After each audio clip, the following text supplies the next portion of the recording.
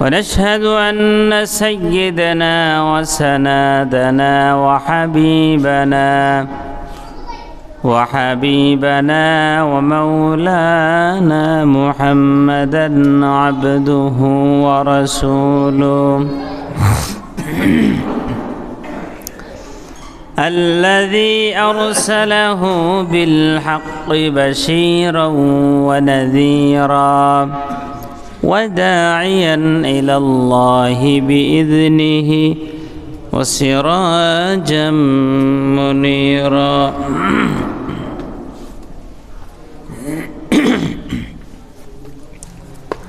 فقد قال الله تبارك وتعالى في كلامه المجيد وفرقانه الحميد أعوذ بالله من الشيطان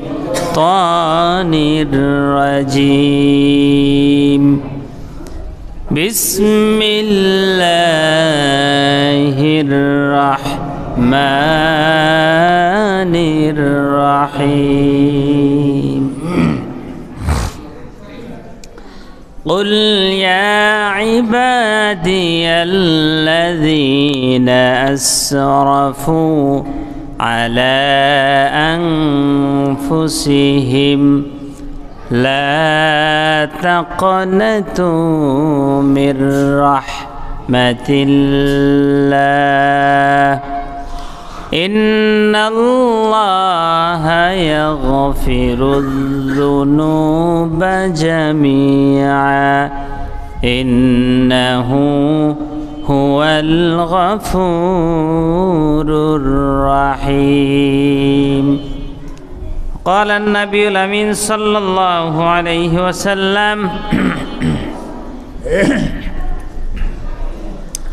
فإن الله تعالى ينزل فيها لغروب الشمس إلى السماء الدنيا فيقول ألا من مستغفر فأغفر له ألا مسترزق فأرزقه ألا مبتلا فأعافيه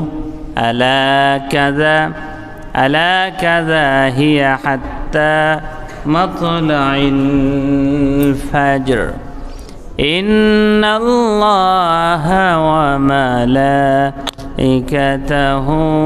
يصلون على النبي يا أيها الذين آمنوا صلوا عليه وسلموا تسليما اللهم صل على محمد وعلى آل محمد كما صليت على إبراهيم وعلى آل إبراهيم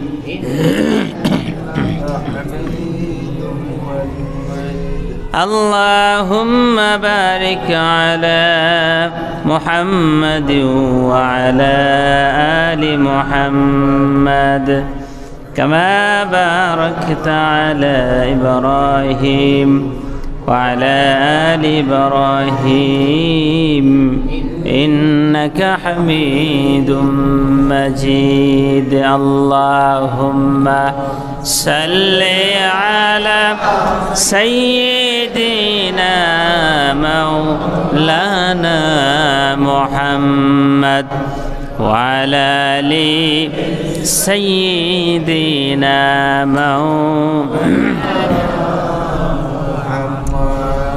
পশু পাখি জিকির করে আজ আমাদের খুশির দিন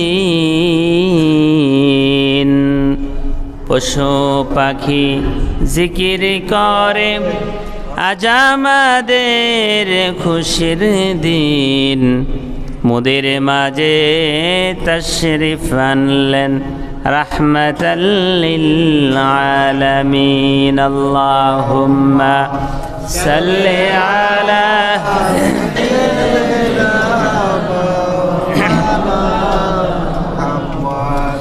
وعلى آل سيدنا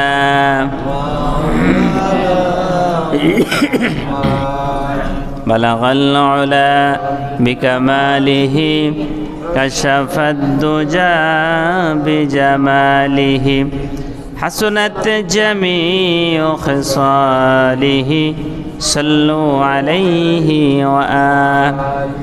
سلموا يا قوم بل صلوا على صدر الأمين مصطفى ما جاء إلا ذكر করি لا إله إلا الله لا إله إلا الله لا إله إلا الله لا إله لا إله لا إله إلا الله لا إله إلا الله لا إله إلا الله لا إله سبحان الله الحمد لله لا إله إلا الله سبحان الله والحمد لله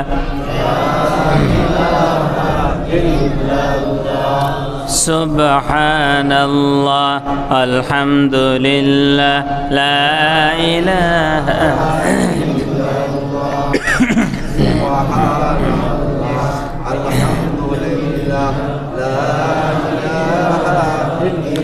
لا إله إلا الله لا إله إلا الله محمد رسول الله আপনারা খুশি না বেজার? একটু সূচনাতে আমরা মাত্র সূচনা করলাম, তাতে আমাদের একটু ভালো লেগেছে না? আগের থেকে একটু ভালো লেগেছে? আমরা আল্লাহ তাআলার দরবারে শুকরিয়া জানাই। কার দরবারে বলেন?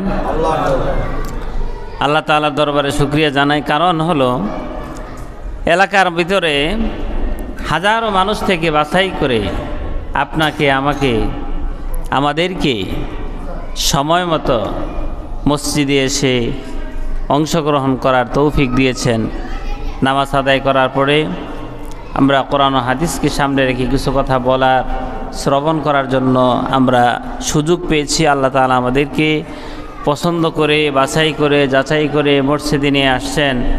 আমরা বিশ্বাস করি আমাদেরকে আল্লাহ তাআলা ক্ষমা করতে চান। কথা ঠিক কিনা? আমাদেরকে আল্লাহ তাআলা পছন্দ করেন। কথা ঠিক? আজকে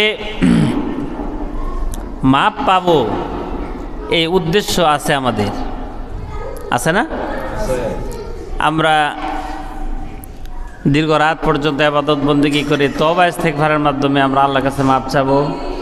হয়তো আল্লাহ তাআলা আমাদেরকে মাফ করবেন এই বিশ্বাস রেখে আমরা যারা মসজিদে এসেছি, আল্লাহ পাক যেন শেষ পর্যন্ত আমাদের সাথে একসাথে থেকে আল্লাহর কাছে যেন আমরা ক্ষমা নিতে পারি। আল্লাহ পাক যেন সেই তৌফিক আমাদেরকে দান করেন। বলেন আমিন। যেহেতু আমরা আসতে পেরেছি, বসতে পেরেছি, এই জন্য আমরা আল্লাহ তাআলার দরবারে শুকরিয়া জানাই। সকলেই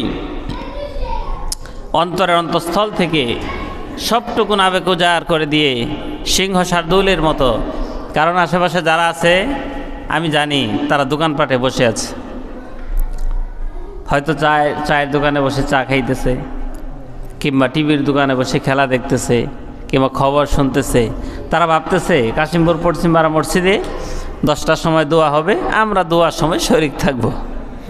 আমি ওই যে আজকের আলোচনায় বলেছিলাম তাবলিগি ইজতেমার দোয়ার প্রসঙ্গে, কেমন যে ফজরের নামাজের খবর নাই, চলো টঙ্গীর ময়দানে যাই। টঙ্গীর ময়দানে গেল, বিশ্ব মোনাজাতে শরিক হলো, আখিরে মোনাজাতে শরিক হলো। আবার ছুটাছুটি করে কার আগে কে যেতে পারে, এটা বন্ধ করে দেন তো একজনে। কার আগে কে আসতে পারে, যেতে পারে? ফজরের নামাজ না পড়ে টঙ্গী ইজতেমায় গেল, জোহরের নামাজ না পড়ে আবার বাসায় চলে আসলো। তারপরে আগেও যদি নামাজ কাজা, এখনও নামাজ কাজা, আগেও নামাজ পড়তো না, এখনও নামাজ পড়ে নাই। এই দোয়ায় কি কোনো কাজ হবে? তা আমরা যারা বসে আছি, এশার নামাজ পড়লাম না, নফল পড়লাম না, সুন্নত পড়লাম না, আর বসে আছি 10টায় মোনাজাত দিবে, মোনাজাতে শরিক হয়ে জীবনের সব গুনাহ মাফ করে দিব, এটা কি সম্ভব? কষ্ট না করলে কি মিষ্টি পাওয়া যায়? ভালো লেখাপড়া না করলে কি রেজাল্ট ভালো হয়? কষ্ট না করলে কি ভালো চাকরি পাওয়া যায়? ভালো অবস্থানে যাওয়া যায়? এই জন্য আমরা বিশ্বাস করি আল্লাহ তাআলা আমাদেরকে পছন্দ করে যে কষ্ট করার জন্য এই মসজিদে হাজির করেছেন, ঠিক না ঠিক? এই জন্য আমরা যতটুকু সম্ভব আমরা পারি আমরা ইবাদত বন্দেগী করে আমাদের টার্গেট হলো আল্লাহকে খুশি করা, আল্লাহর কাছে মাপ চেয়ে নেওয়া, যেন আমাদের জীবনটা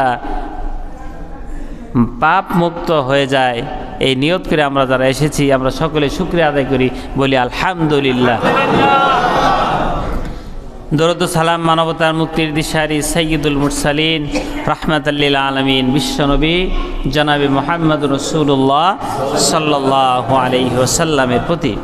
সম্মানিত হাজিরিন, যারা দুনিয়ার সূচনা লগ্ন থেকে আমাদের সাথে ছিলেন, আবার আল্লাহর ডাকে চলে গেলেন, এই পৃথিবীতে ইসলাম প্রতিষ্ঠা করার জন্য যেই যুগে যেই নবী এসেছে, যেই যুগে যেই কিতাব এসেছে, ওই কিতাবকে প্রতিষ্ঠা করতে যায় আল্লাহর এই পৃথিবীতে আল্লাহর জমিনে দিন বাস্তবায়নের লক্ষ্যে যাদের বুকের রক্ত, তাজা রক্ত ঢেলে দিয়েছে, শহীদ হয়েছে, খুন হয়েছে,